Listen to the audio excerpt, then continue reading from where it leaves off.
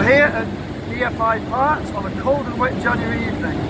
The noise you can hear in the background is the Pinderwagen on the dyno. Over the winter I swapped from Megasquirt 2 to a new DTA S80Pro ECU. DTA has quite a few features that I want to use, in particular boost by gear.